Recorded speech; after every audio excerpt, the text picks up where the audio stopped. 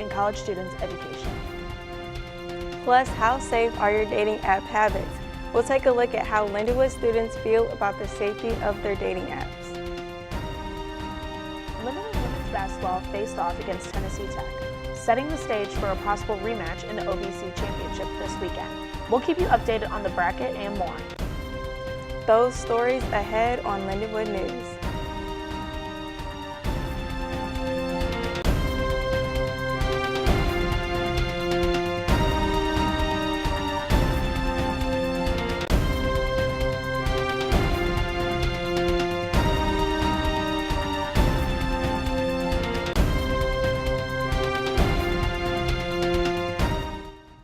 Welcome to this edition of Lindenwood News. I'm Tori Hatton. And I'm Carmen Lumpkins. In the last 2 years, AI technology has become more advanced and more accessible to college students. With students adopting these tools, educators are concerned about how they might be affecting students' learning. Parker Killian is here in the studio with more on this story. That's right, Tori. AI is now playing a major role with college students in their academics and career preparation. I spoke with students and library staff about how AI is affecting higher education.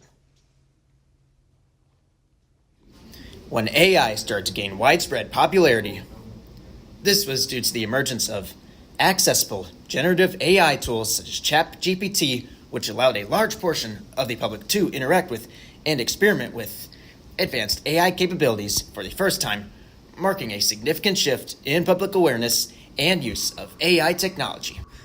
Senior Marnus Prinsloo likes AI because of its ability to quickly give you answers to questions that normally would take longer to find when surfing the internet. It's very helpful. I like to use it as a helpful tool, especially for research. It's great with getting sources. It's great with making outlines and just being able to give you a lot of information.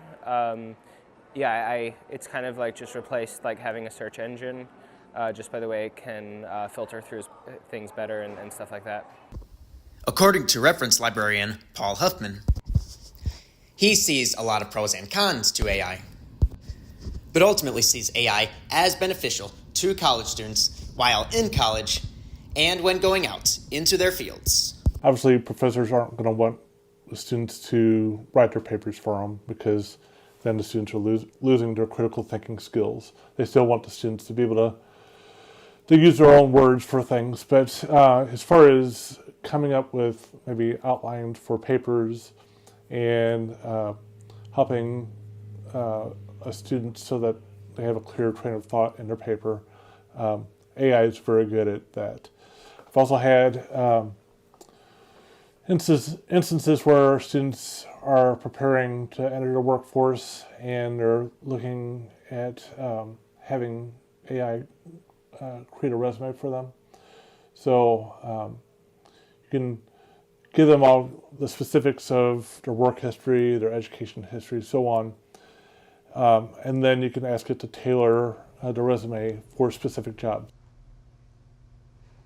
The popularity and use of dating apps has become a tool for people to meet others and build connections. But how do people stay safe when interacting with people they don't know on the internet?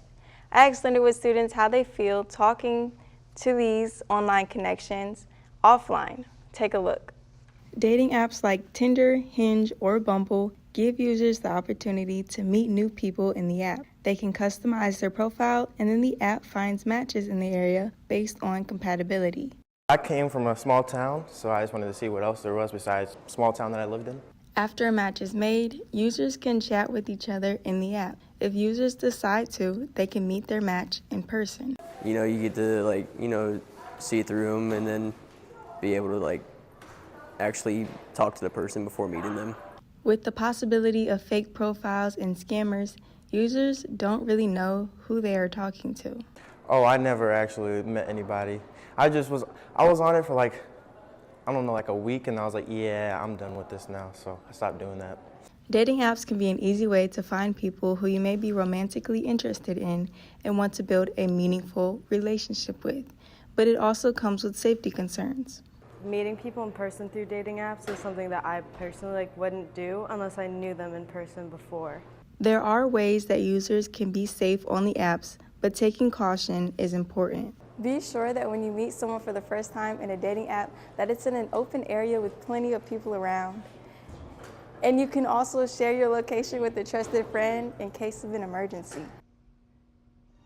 Straight ahead on Lindenwood News, the Lions faced off against Tennessee Tech. We'll have highlights from that game, plus we'll take a look ahead at the upcoming OVC championship bracket.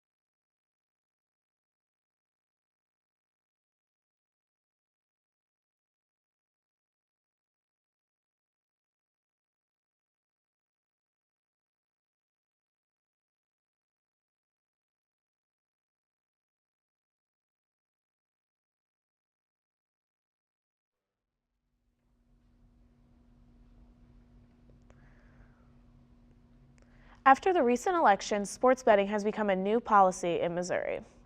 However, the start of sports betting is now being delayed by the Missouri Secretary of State, Denny Hoskins. The Missouri Gaming Commission had originally planned to use emergency rulemaking to allow sports betting to start in the summer, but Hoskins has delayed the policy until the end of the year, saying that sports betting is not significant enough to warrant the use of emergency rulemaking. When the sports betting policy does take effect, 10% of the revenue will go to education and gambling addiction treatment. The U.S. Agriculture Department is predicting that the price of eggs will continue to rise, up 40% in 2025. The rising egg prices have already hit restaurants like Waffle House and Denny's, with egg prices going up to almost $5 for a dozen eggs. Restaurants are implementing a surcharge for egg-based dishes up to 50 cents per egg. The rise in egg prices is attributed to a recent spike in bird flu cases, which is causing a shortage of eggs. With the outbreak, American businesses are seeking alternative sources for eggs, with imports from Turkey helping to meet U.S. demand. The women's basketball team fell in its regular season finale against the top opponent, Tennessee Tech. The Lions started off the game with a 4-2 lead. However, the Golden Eagles bounced back with a 9-0 run to make the score 11-4. The first quarter ended with the Lions trailing 19-12. Brueggemann started off the quarter with a 3 to cut the lead down to the 4 points. But the Golden Eagles could not be stopped and grabbed a 29-15 advantage over the Lions. Gracie Kelsey led the Lions with 8 points throughout the match, while Brueggemann had 7. The Golden Eagles opened the fourth quarter with an 11-2 run to take the 17-point lead. The Lions could not close the gap, and the match ended with a score of 77-59. After the fall of Tennessee Tech, Lindenwood is entering the Ohio Valley Conference Championships in second place. The regular season position earns them a bye until the semifinal round of the championships. In their first matchup of the tournament, Lions will face either Western Illinois, UT Martin, or Eastern Illinois.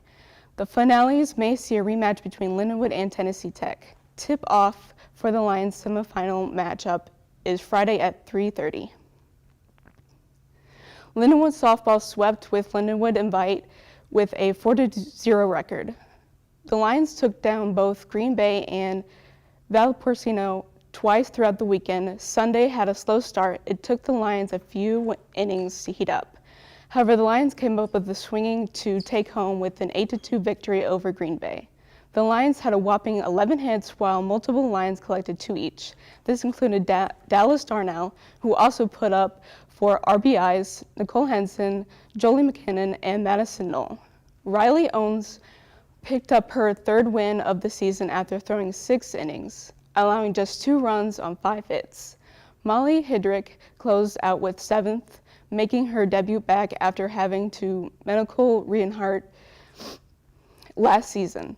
The second game against Valparaiso was won in walk-off fashion. The Lions were down 1-0 until the 5th inning, when a 2-out by Lauren Pelton scored Madison Knoll to tie the game. The Lions then loaded the bases in the 7th, and Tierra Brown delivered a gap shot to secure the walk-off win for the Lions and sweep the weekend. Thanks, Kendall. That's it for this edition of Lindenwood News. Thanks for joining us.